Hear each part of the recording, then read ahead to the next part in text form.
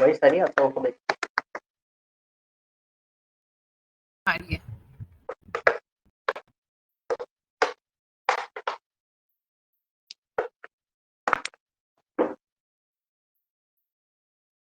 Okay. तो कल हमने प्राइमरी की वाला कॉन्सेप्ट स्टार्ट कर दिया था, राइट?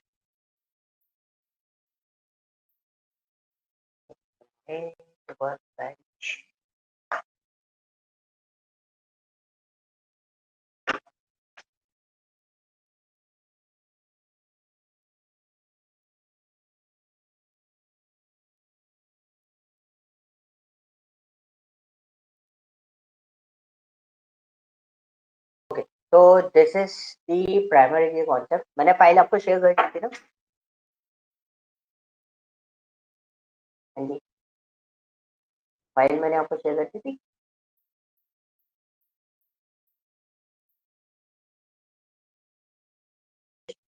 हाँ शेयर कर दी हाँ थी कर दी थी शेयर। तो guys, this one is the department 2। हमने प्राइमरी की का कॉन्सेप्ट समझा था। And in primary key we have two option, unique और नॉट नल।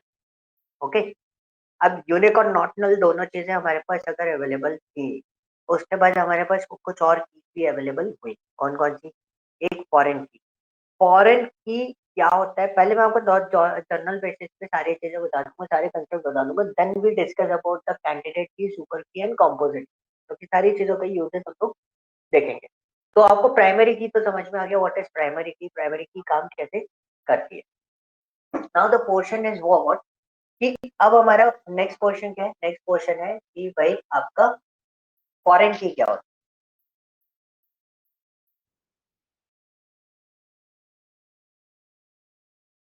है? फॉरेन की क्या कहती है? Create create relation between two table. Okay, दो टेबल्स के बीच का रिलेशन कौन बताता है आपको? फॉरेन की बता। ठीक है, अब फॉरेन की के लिए we are using two different databases, two different tables. Let's see, this is my table. अब मेरे पास दो तीन चीजें अवेलेबल थी। अगर टेबल का स्ट्रक्चर देखें तो यहाँ पर जो था वो ये दोनों टेबल कनेक्टेड। तो मेरे को अब है ना दूसरी टेबल बनानी है, क्या? Employees tab.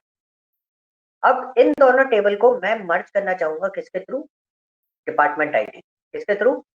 डिपार्टमेंट आईडी से। हमें ये चीज देखनी होती है कि दोनों टेबल के बीच में कॉमन डेटा कौन सा है। अब इस टेबल, इन तीनों टेबल के बीच में कोई कॉमन डेटा नहीं है सैलरी ग्रेड के साथ, है ना? बट डिपार्टमेंट और एम्प्लॉय टेबल आपस में एक दूसरे से कनेक्टेड है।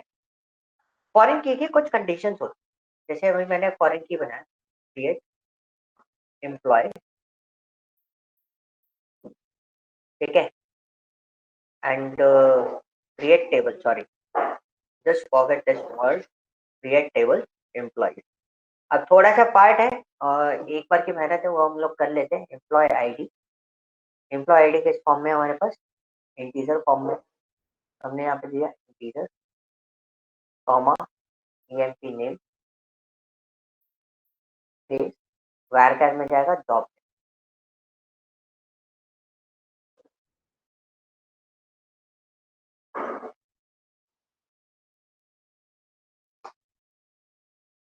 ठीक है, बस इसी वाले पार्ट में थोड़ी सी मेहनत लगती है, बाकी साथ में भी अभी मेहनत तो लगेगी, बट इसमें इतना हमको काम करना पड़ेगा। Manager ID, and manager ID should be in integer format, ठीक है, and comma, hire date, and this one is date and a comma, and the next one is salary. Salary should be in numeric. आप decimal भी ले सकते हो, मैंने बोला ना मैं न्यूमेरिक भी यूज करता हूँ। एंड न्यूमेरिक में भी get the salary into format 10,5, ठीक है, एंड द कमीशन,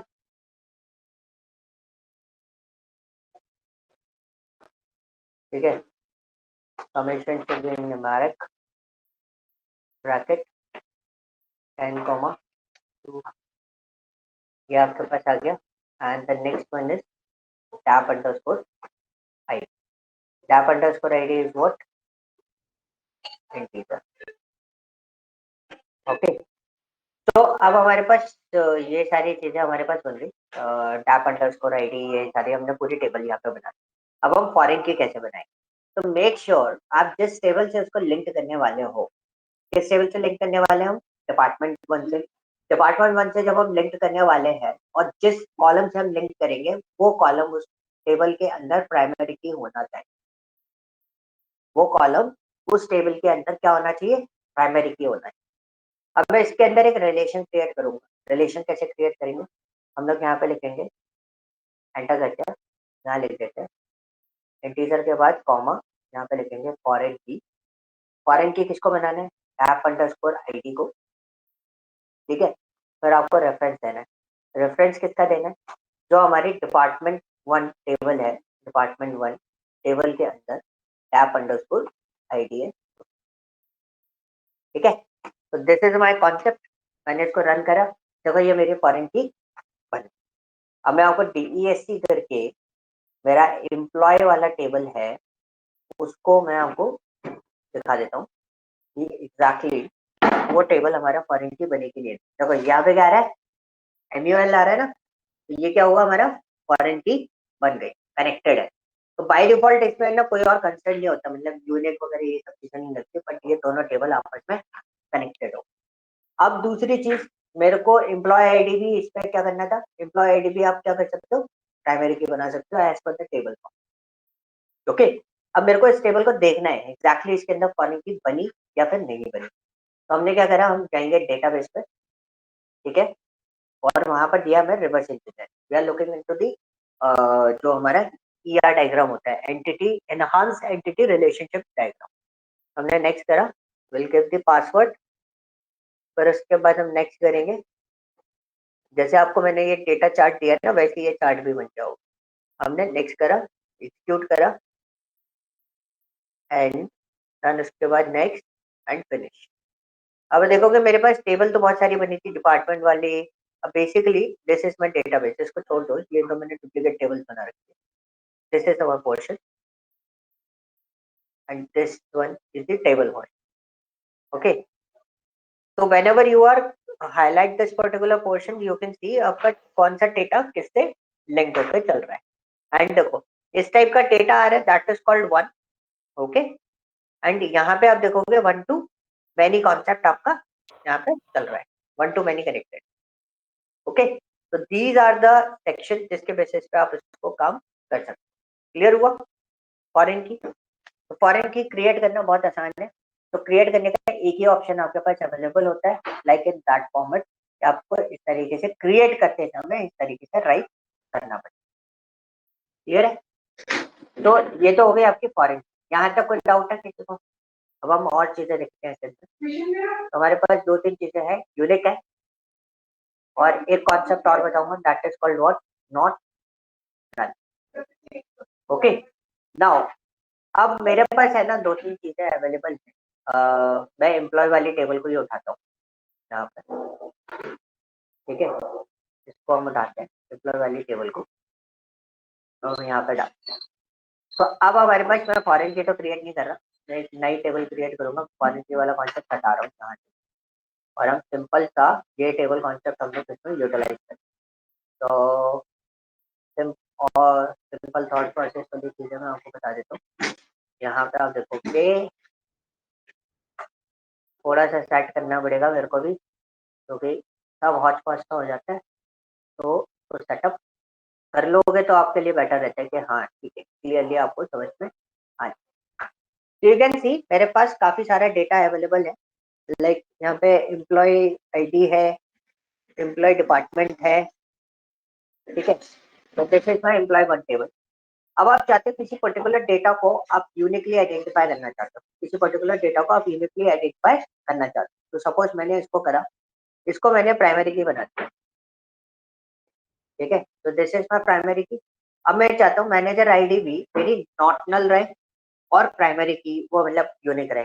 तो हम ऐसे में क्या करेंगे, हम दो प्राइमरी की एक टेबल के अंदर डिजाइन नहीं कर सकते। देखो मैंने क्या करा, मैनेजर आईडी को प्राइमरी की बना दी, मैंने लिख दिया। अब दो को हम प्राइमरी की नहीं बना सकते, एक ही टेबल में दो अलग अलग कॉलम को प्राइमरी की नहीं कर सकते, तो क्या लेवल है, मल्टीपल प्राइमरी की डिफाइन। अब प्राइमरी की वाला कॉन्सेप्ट मेरे को इसमें चाहिए, तो what we do in that case, we are using unique, और हम यूनिक के बाद इसमें क्या लगा देंगे, नॉट नल। ठीक है, तो मैंने ये रन कर दिया and we can use this particular section कि आपका ये अब कैसा काम करेगा, मैनेजर आईडी ये यूनिकली डिफाइंड हो गया, और दूसरा आपका मैनेजर आईडी कैसा हो गया, आपका नॉट नल हो गया। क्लियर, कोई डाउट? तो ये यूनिक के साथ हमेशा नॉट नल लगाना कंपलसरी है या? नहीं नहीं नहीं, आप सिंपल यूनिक भी लगा सकते हो। फॉर एग्जांपल मैं यहाँ पर इसको यूनिक दे देता हूँ, जैसे अगर आपको कंफ्यूजन हो ना, मैं इसको यूनिक दे देता हूँ एंड जैसे मैंने हायर डेट को दे दिया नॉट नल। मैंने अलग अलग कंसेंट करके दोनों को एक ही साथ लगा दिया, एक साथ भी लगा सकते हो, अलग और अलग अगर भी मान लगा लो सकते नहीं हो। लगा रहे हैं, मतलब यूनिक ही लिखा है, नॉट नहीं लगाया, तो वहां पे नल वैल्यू एक्सेप्ट करेगा वो? जैसे एक अपने बार डिपार्टमेंट आईडी में यूनिक लगाया ना बस, तो उसमें अगर हाँ हम लोग नल पास करते हैं तो ये वैलिड है? वैलिड है, एक बार ले लेगा, लेकिन सेकंड बार में ये दिक्कत देगा, डिफॉल्ट वैल्यू पर दिक्कत दे जाएगा ना, क्योंकि देखो आप एक बार तो एंट्री कर ही सकते हो ना, सेकंड हम्म। टाइम एंट्री कर सकते हैं। यूनिकनेस कब होती है, जब एक बार एंट्री करी तो कोई दिक्कत नहीं है, लेकिन सेकंड टाइम आप उसको दोबारा एंटर करोगे तो वो प्रॉब्लम क्रिएट कर देगा। Okay. And not null consent is basically stands for what, that column should not be null, that correct. Should null. तो दिस इज अ पोर्शन कि आप दोनों चीजें यूज कर सकते हो। अब इसमें कॉन्सेप्ट यहाँ तक तो चीजें बहुत आसान सी होती है, ये आपको बहुत आराम से समझ में आ गया होगा, क्योंकि ये हम वर्बल लॉजिक में समझ जाते हैं कि हाँ ठीक है, और एक बार तो एंट्री कर देगा, दो बार एंट्री नहीं हुई तो हो जाएगा। ठीक है, और यहाँ पे ये कॉन्सेप्ट, ये क्या है हमारा, प्राइमरी की है, और ये हमारा क्या है, unique and not null concept है। मैं आपको एक बार डीईएससी करके बताता हूँ, मैं अभी इसमें ना एक छोटा सा चेंजेस आपको बताऊंगा। That is my employ 2 and we execute this one. तो देखो ये मेरा यूनिक था, ये मेरा यूनिक है, इसमें नॉट नल लगाया था, ये नॉट नल लिया था, हाई डेट को मैंने नॉट नल किया था, तो ये नॉट नल। ओके, प्राइमरी की में दोनों का क्लियर हुआ, यहाँ तक कोई डाउट?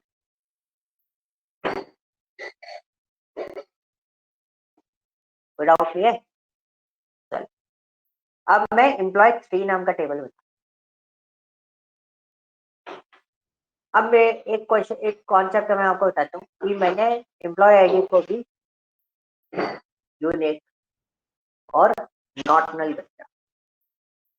यूनिक और क्या कर दिया मैंने, उसको नॉट नल कर दिया, बाकी सब जगह से मैं हटा देता हूँ, वो कॉन्सेप्ट तो आप समझ लीजिए। अब कॉन्सेप्ट क्या है, अब सिस्टम क्या किया, सिस्टम बहुत सिंपल सा किया कि भाई आपने प्राइमरी की असाइन करी है कहीं, मैंने एम्प्लॉय 2 वाली में, है ना, दोनों कैसे हैं, यूनिक और नॉट नल, नीचे वाला भी कैसा है हमारा, यूनिक और नॉट नल है। तो अभी रिजल्ट क्या होगा, अभी रिजल्ट क्या होगा, तो ऐसे केस में क्या होता है कि आप बाय डिफॉल्ट आपका ये वाला जो की होता है, कौन सा, एम्प्लॉय आईडी वाला जो है, जो पहला यूनिक और नॉट नल होगा वो ऑटोमेटिकली आपका प्राइमरी की में कन्वर्ट हो जाएगा। ठीक है, क्योंकि ये फीचर्स किसका है, प्राइमरी की का है। आपको दोबारा बनाना है तो you can use it this one part. Okay, तो देखो मैंने इसको रन करा, अब मैं आपको डीईएससी करके बताता हूँ, तो आपको एक छोटा सा चेंजेस देखने को मिलेगा एम्प्लॉय टेबल में। ऑटोमेटिकली मैंने एम्प्लॉय आईडी को प्राइमरी की नहीं बनाया था, बाय डिफॉल्ट उसने उसको किस पे कन्वर्ट कर दिया,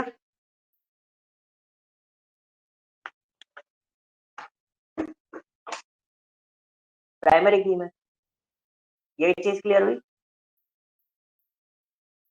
ये ध्यान रखना, क्योंकि इसको ध्यान रखना बहुत जरूरी है।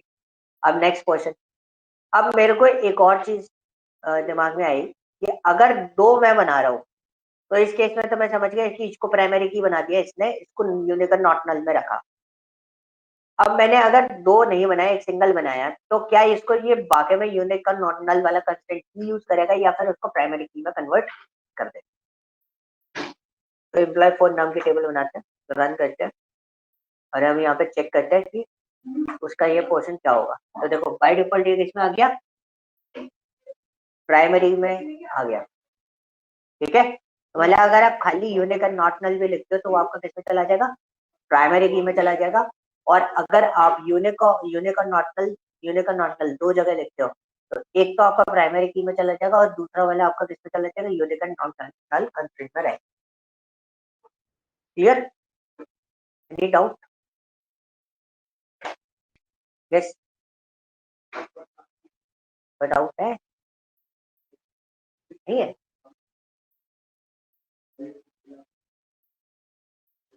हाँ जी, बताओ, तो बहुत जल्दी खत्म हो जाएगा। आगे समझ में? ठीक है, अब हमारा नेक्स्ट क्वेश्चन क्या है, इसी के अंदर और कंस्ट्रेंट के बेसिस पे अगर हम बात करें तो कंस्ट्रेंट में दो तीन चीजें और होती है हमारे पास। कौन कौन सी? ये हो गया यूनिक एंड नॉर्मल हो गया, और दूसरा दूसरा दूसरा प्राइमरी की भी हो गया हमारे पास। एक और कंस्ट्रेंट हम लोग ले लेते हैं दैट, डिफॉल्ट। ठीक है। This one is what? Check क्या करता है कि सपोज मेरे पास एक टेबल है, create table and two underscore dt। I guess आपकी स्क्रीन स्टक हो रही है, हाँ जी, मतलब दिख नहीं रहा, आप कुछ लिख भी रहे हो तो वो डीएससी एम्प्लॉय पे ही है स्टक। तो मैंने एक यहाँ पे लिया, this one is also an integer। Hello हाँ जी, विशाल, आपकी स्क्रीन स्टक हो गई है।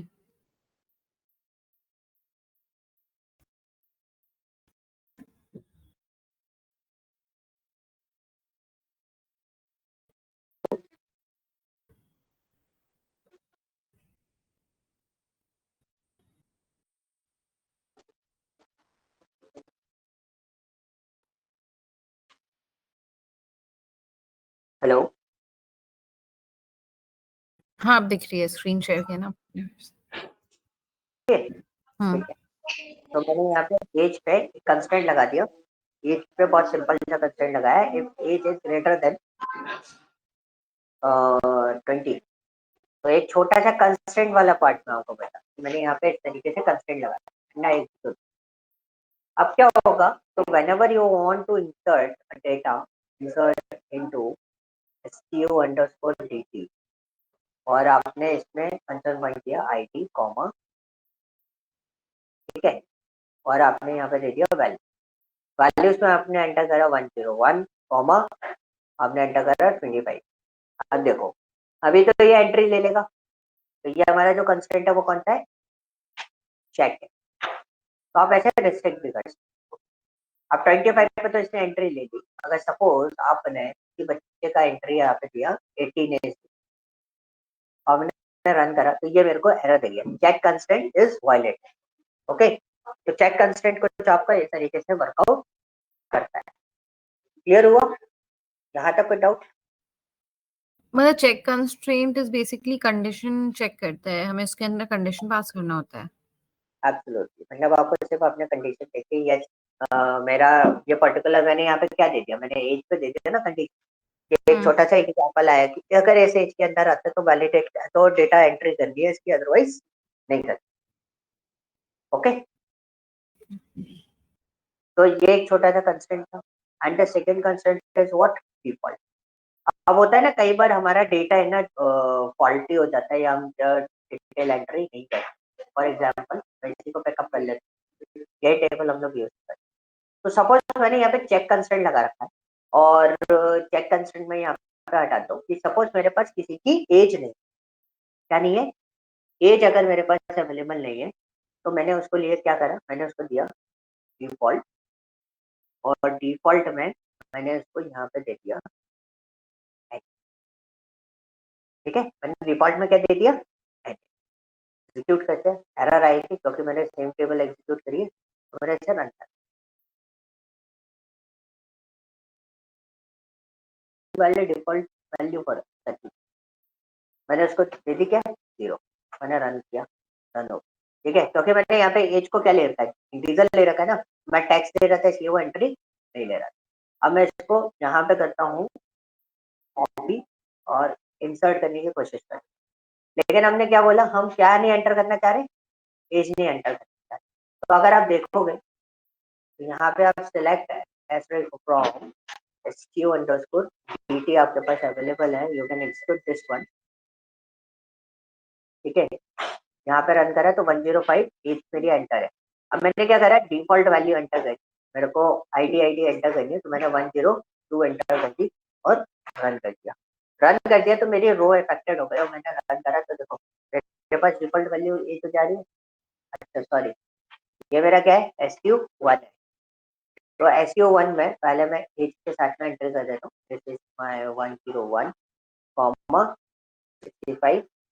ये हमने रन करा, एक डेटा एंट्री हुआ, दूसरे एंट्री में हमने एज एंटर नहीं किया। ठीक है, और ये हमारा क्या है 102। अब देखोगे वो मैंने वन स्टूडेंट वन में कर दी थी, स्टूडेंट में कर दी थी, इसमें SQDT में कर दी। ठीक है, 65 आया। अभी मैंने उसमें क्या एंटर नहीं करा, एज एंटर नहीं करी, मैंने इसको रन करा और मैं इसमें देखूंगा बाय डिफॉल्ट उस जगह पे मेरी वैल्यू क्या आ गई, डिफॉल्टली 0 आ। तो whenever you are using default, unique मत कर देना उस पर्टिकुलर डेटा को। समझ में आया क्या बोला मैंने? आपको उसको क्या नहीं करना है, यूनिक नहीं करना है। अगर आप उसे यूनिक कर दोगे तो होगा क्या, तो होगा ये कि उसको दोबारा एंट्री नहीं कर सकते आप। क्या नहीं कर पाओगे, तो दोबारा एंट्री उसकी परफॉर्म नहीं कर पाओगे। क्लियर? हाँ जी, बात क्लियर हुई? ठीक है, अब दूसरा क्वेश्चन क्या है, ऑटो इंक्रीमेंट।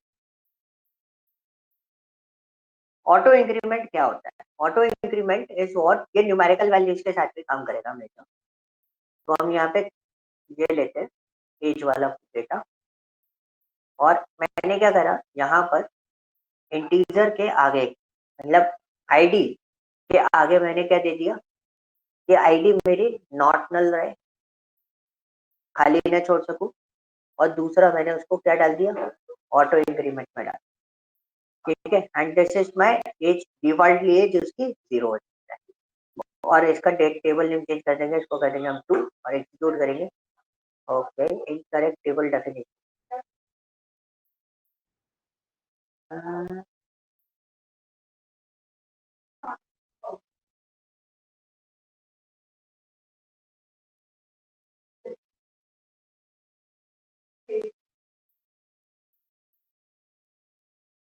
अच्छा, एक और चीज रह गई थी, नॉट नल हटा देते हैं, सीधा सीधा एक केस बनाना भूल गया था मैं, कि ये हमेशा क्या होना चाहिए, यूनिक होना चाहिए, प्राइमरी। ठीक है, तो प्राइमरी की इसलिए बनाया क्योंकि ये चेंज होता रहना चाहिए। अब मैं यहाँ पे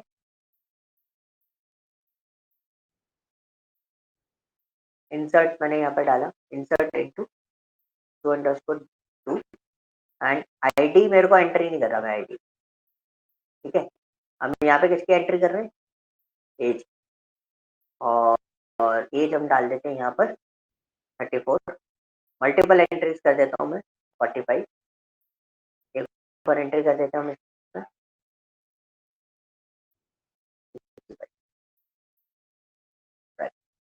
ठीक है, ये हमने रन कर दिया, 3 एज डाली मैंने, उसको रन करा और टू अंडरस्कोर D2 के अंदर देखते हैं। तो देखो आईडी बाय डिफॉल्ट आपकी जो काउंटिंग है वो ऑटोमेटिकली आपकी यहाँ पे क्रिएट हो गई, क्या 1 2 3 4, इस तरीके से आपका डेटा आ रहा है। ओके, क्लियर हुआ? ये आपका क्या था, ऑटो इंक्रीमेंट था। ऊपर वाला आपका क्या था, चेक था, डिफॉल्ट फॉरेन की प्राइमरी। नॉट नल आपने देख लिया, यूनिक आपने देख लिया। अब एक और चीज बची हुई थी, that one is index, but index के लिए थोड़ा बड़ा डेटा चाहिए मेरे को, उसके लिए डेटा अपलोडेशन देनी पड़ेगी, ताकि उसके बाद हम लोग इंडेक्स वाला पार्ट देखें। अब डेटा अपलोडेशन का पार्ट भी मैं आपको बता देता हूँ, क्योंकि मेरे को इंडेक्स कराना है, तो इंडेक्स में मेरे को देखना पड़ेगा।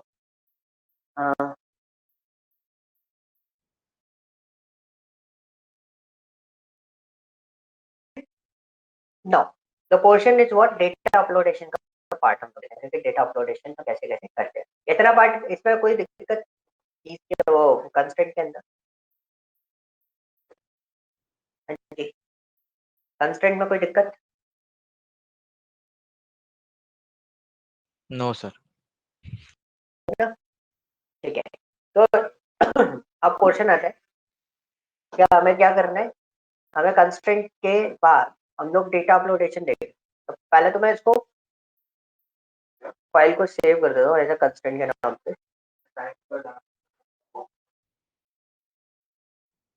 ये हमने कंस्ट्रेंट, ठीक है।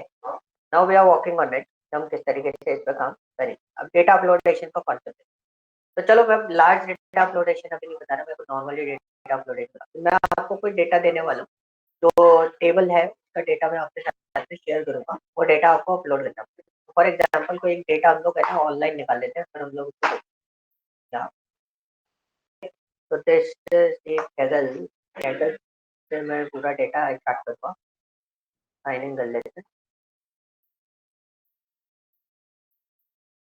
ठीक है। कोई भी डेटा सेट हम लोग यहाँ पे निकाल लेंगे,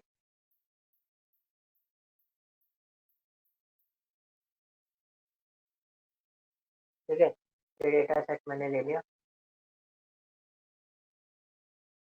और ये डेटा है, ठीक है, तो डाउनलोड कर लेते हैं।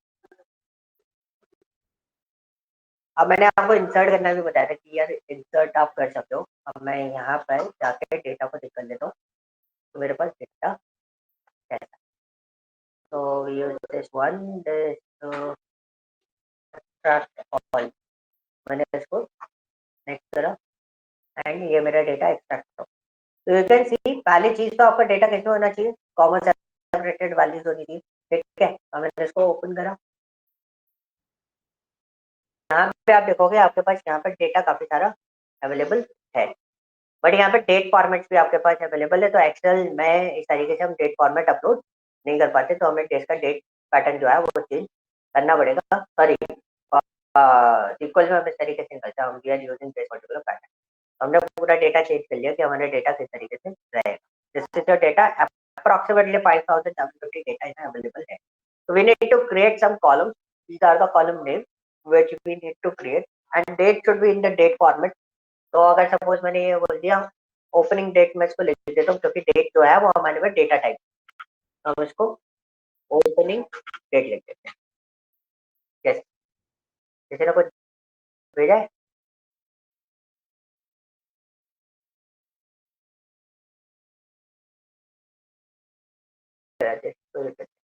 ठीक है। तो this is my opening date, तो ये मैंने इस तरीके से लिखा, this is my opening date, this is my open, high, low, close and adjusting close and volume. Okay, these are the parts के हम किस तरीके से इस डेटा को प्रोसेस करने वाले। और दूसरा मेरे को इस डेटा को सेव एज करके इसका नाम भी चेंज कर लेता हूँ मैं, क्योंकि आगे जाके मेरे को प्रॉब्लम आएगी, कि उससे बेटर है कि मैं इसका नाम चेंज करके रख देता हूँ। This is my Netflix stock price,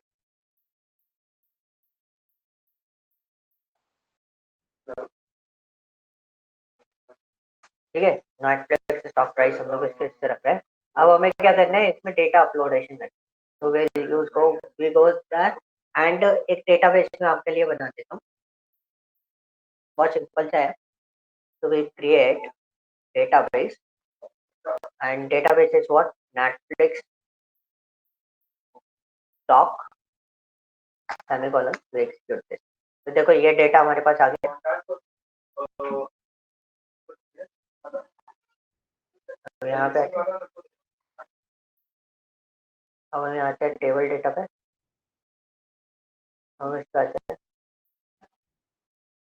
open करके अब हम सीधा इसको अपलोड करेंगे, ठीक है। तो देखो यहाँ पे डेटा आ रहा है अलग अलग, आप यहाँ से डेटा टाइप भी चेंज कर सकते हो। तो कभी कभी ऐसी इश्यूज आपको देखने को मिलेंगे कि नाम चेंज अनदर थिंग। तो अभी तो टेक्स्ट में डाल देते हैं, आगे इसको अपडेट करके चेंज कर लेंगे, मतलब ऑल्टर कर देंगे टेबल के डेटा को। And we upload this data and just wait, this is an easiest process which we are using in MySQL। हम डेटा कैसे अपलोड करते हैं, तो एक छोटा सा प्रोसेस मैं आपको दिखा रहा हूँ कि मेरे को एग्जैक्टली कितना डेटा अपलोड करना है। 5,000 समथिंग अप्रोक्सीमेटली डेटा मेरे को अपलोडेशन देनी है, तो ये मैंने अपलोडेशन पे लगा दिया। तो इसमें ऐसा क्या होता है ना कि काफी सारा डेटा आपका अपलोड हो रहा था, you can see the show log. तो आप लॉग ये देखो डेटा ये आपका अपलोडेशन पे चल ही रहा है ना। अब मैं इसको क्या करता हूँ, कैंसिल कर देता हूँ, बीच में रोकूंगा। 5,000 डेटा है, बहुत टाइम लगेगा। 5,000 डेटा अप्रोक्सीमेटली, उसका मतलब कितना हो गया डेटा। अगर मैं इसको पूरा सेलेक्ट कर लूँ यहाँ से यहाँ तक, पूरा एग्जैक्टली 40,000 समथिंग डेटा है, 5,000 डेटा नहीं है। रो 5,730 है but total data is what 40,000। तो मैं इसको कैंसिल कर देता हूँ यहाँ पर। हो गया, देखो अपलोडेशन जो हो गया। ये लक होता है कभी कभी, ये तुरंत आपका अपलोडेशन हो जाता है। कि यहाँ पे आप देखो स्टॉक प्राइसेस आ रहा है and just right here select asterisk from Netflix stock price at 7 close and you can see आपको यहाँ पे पूरा डेटा यहाँ पर 5,000 का 5,000 डेटा आपको यहाँ पर अवेलेबल मिल रहा है। ओके, ये रीनेम कर सकते हो आप, उसका मैं प्राइसेस आपको चेंजेस आपको मैं बता दूँ। ओके, तो CSV फॉर्मेट या जेसन फॉर्मेट आपको अपलोडेशन पे जाना। Is this clear? यस, ये चीज क्लियर हुआ?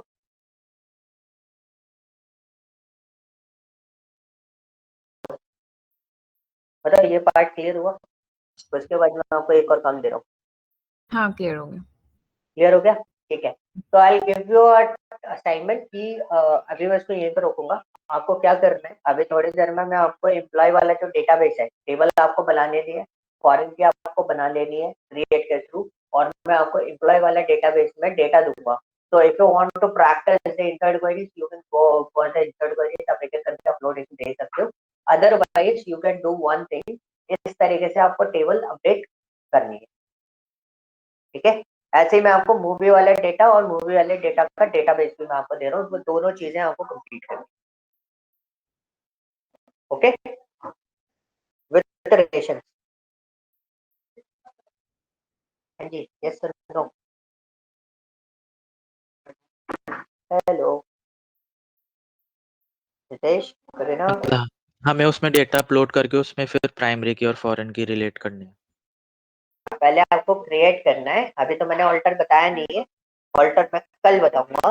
बट आपको आज क्या करना है, आज आप लोगों को बैठ के वो दोनों डेटाबेस और उनके डेटा अपलोडेशन, डेटा अपलोडेशन तो 5 मिनट लगेगी, टेबल बना देना। ओके ठीक है, और फॉरेन की आपको इम्प्लीमेंट करनी है by using the create command. Okay foreign की, प्राइमरी की, जो भी कंस्ट्रेंट उसके अंदर अवेलेबल है वो कंस्ट्रेंट आपको लगा देते। Okay, clear? ये फाइल मैं आपको कंस्ट्रेंट वाली फाइल में आपको शेयर कर रहा हूँ एंड कंस्ट्रेंट वाली फाइल मैंने शायद आपको शेयर कर दी है। ठीक है, एक बार चेक कर लो, अगर नहीं करिए तो मेरे को वैसे बता दो। एक बार आपको मैं चेक कर, नहीं करी तो मैं आपको फाइल शेयर कर रहा हूँ।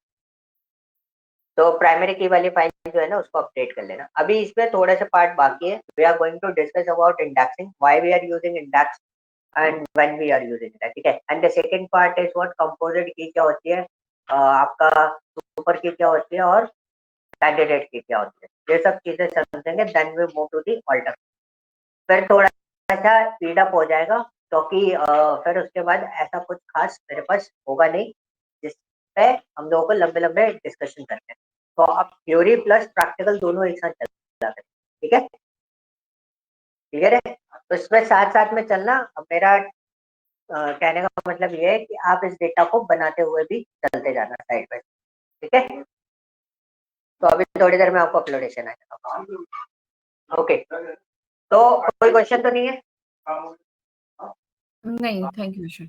नो क्लियर है ना? ठीक है, मैं अभी इतना हैक्टिक नहीं कर रहा हूँ चीजों को, स्लोली लेके चल रहा हूँ। अभी काम दे रहा हूँ, ये काम करो, फिर उसके बाद आपको असेसमेंट मतलब DML वाला पार्ट स्टार्ट होगा ना, तब आपके पास थोड़ा ज्यादा काम रहेगा, मतलब असेसमेंट आपको कंप्लीट करना है। ओके, ठीक है, चलो तो कल हम लोग कनेक्ट करेंगे। वी आर वर्किंग ऑन, कल का हमारा जो एजेंडा रहेगा, हम कैंडिडेट की, कंपोजिट की एंड सुपर की को डिस्कस करेंगे। Then we move to the next level. Next level हमारा क्या होगा, फिर हम जाएंगे ड्रॉप वगैरह देखेंगे, देन डिलीट देखेंगे कि डेटा, पर्टिकुलर डेटा कैसे डिलीट करते हैं, और सेलेक्ट वाला पार्ट जो है वो हम स्टार्ट कर देंगे। On that select we are discussing about the select query, then we discuss about the operator. Operators complete करने के बाद ये मतलब ये हमारा कल का एजेंडा रहेगा पूरा का। ओके, ओके ठीक है, तो ये बना लेना अभी जो मैं भेजूंगा। ठीक है okay okay okay guys, thank you, bye thank bye. You bye.